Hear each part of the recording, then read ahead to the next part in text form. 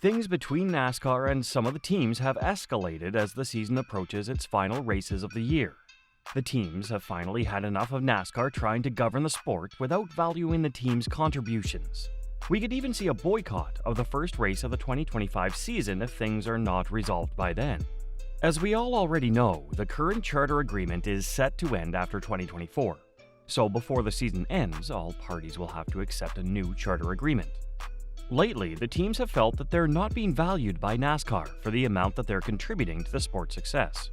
But we at NASCAR Off Track completely value everyone who watches this video. We also have a great community of NASCAR fans on our page. If you're not already a part of it, just hit that subscribe button for our channel. During a recent interview, Jeff Gluck, a reporter for The Athletic, said that some of the team owners had told him that NASCAR coerced and threatened them to sign the contract. So 13 of the 15 team owners, not thrilled, but they fall in line. Gluck explained on the Teardown. We have posted a story on The Athletic with a bunch of quotes from various team owners, most of whom did not want to be identified out of fear of retribution. It's been compared to putting a gun to our head, one team owner said. Communist regime. NASCAR had given a deadline of last Friday for all the teams to sign the charter agreement that was on the table. But two teams refused to sign. 23XI Racing and Front Row Motorsports. Both the teams were not happy that NASCAR was basically forcing the deal on the teams. FRM claimed that NASCAR gave the team a 105-page document at 6 p.m. and expected them to sign by midnight. FRM owner Bob Jenkins was not happy about this at all. I don't think you can give somebody a 105-page document at 6 o'clock on a Friday night and expect them to sign it by midnight, Jenkins said. I think it's very unreasonable, and there have been some things that have happened through the negotiation process that, quite frankly, we just don't agree with. And, we're obligated to negotiate in good faith. And we feel like we did, and I don't know that everything on the other side happened that way. But, my hope is that we'll continue the conversation. We'll get it figured out. I don't know that it's necessarily bad. I mean, you think about over the years, there's been a lot of disagreements and, you learn to just work through them. And as I was saying, I'm friends with those guys. I've been doing this, I think, 17 years now, and I've become friends with Steve Phelps and Steve O'Donnell and all those guys. So I think we'll figure it all out, hopefully. And, it'll be fine. I'm not that concerned about it. The teams have been negotiating for 2 years now. After these 2 years of negotiations, NASCAR just put the agreement in a 105-page document and asked the teams to sign it within 6 hours. This hardly seems fair. After skipping the deadline, 23XI Racing released the following statement.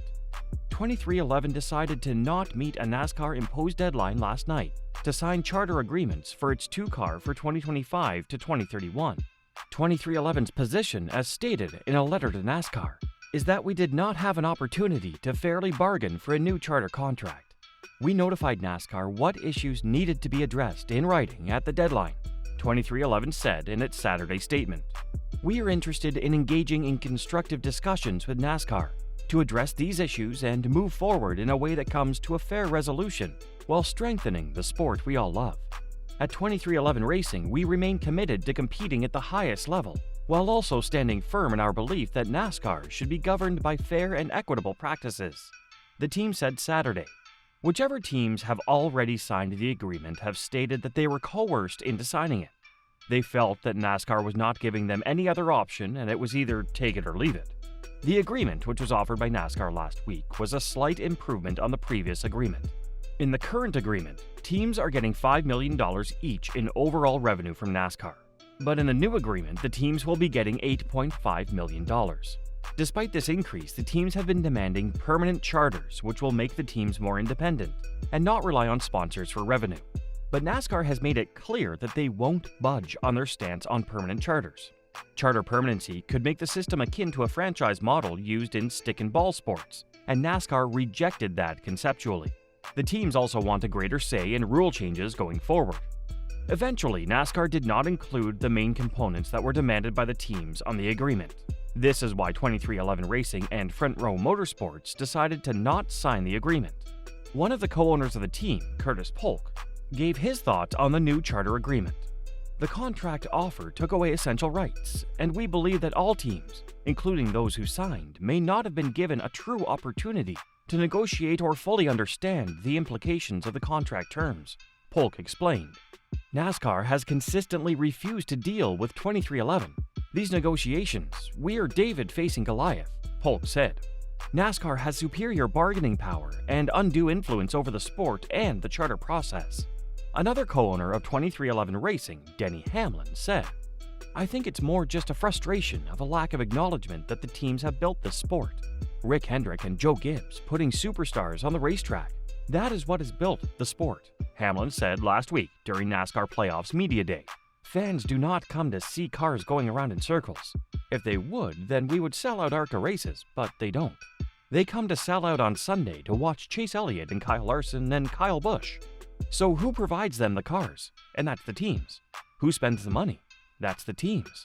Who sponsors go buy a suite? That's the teams. Who sponsors active in their midways? That's the teams. He said, that's the tough part, that they just don't value us. 2311 Racing believes that the majority of the money that is generated through NASCAR races should go to the teams and drivers. The entire country travels across states to watch their favorite drivers and teams race around the circuit. But these teams and drivers are not the ones getting paid. NASCAR is pocketing the majority of the revenue and is only sharing a small percentage with the teams. This is one of Denny Hamlin's main frustrations. But now that 2311 has decided to not sign the agreement, what next? A reporter for The Athletic, Jeff Gluck, has given his take on what's to come for 2311 Racing and NASCAR. If they, 2311, think, hey, we can drag NASCAR into court and either get a settlement from this, or get NASCAR to make the concessions we've been asking for, or take it all the way and change the model of the sport essentially, Gluck explained. Maybe that's what they're trying to do, and they feel like they're trying to do it for the other teams as well. It's a very, I don't think it would get to this point. But now, for the first time I'm seeing, this could be a long, protracted battle if this does not come to a head. Because it's not like I just always thought, okay, December 31st, they have to do it because they're not going to want to lose their charters. They're not going to want to let all this stuff go. Maybe they're willing to walk the plank and see what happens. I don't know, is that possible? Until now, NASCAR has ruled under the mentality that they are the rulers. They don't want anyone else governing the sport with them. They have always said that NASCAR is a private organization and that the teams can either be a part of it or not. But this mentality does not work in today's world. Today, NASCAR has become such a huge sport that it gets fans from all around the world. This sport means a lot to these fans. The teams are the ones keeping these fans happy, hence it's important for NASCAR to keep the teams happy. Considering the significance of NASCAR to the world, 2311 can get into a legal battle with NASCAR over this. NASCAR basically coerced the teams into signing the contract.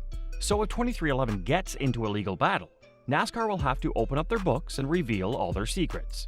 NASCAR may not be willing to do this, hence we can expect NASCAR to cave in and properly renegotiate with the teams and come to agreements over a new contract.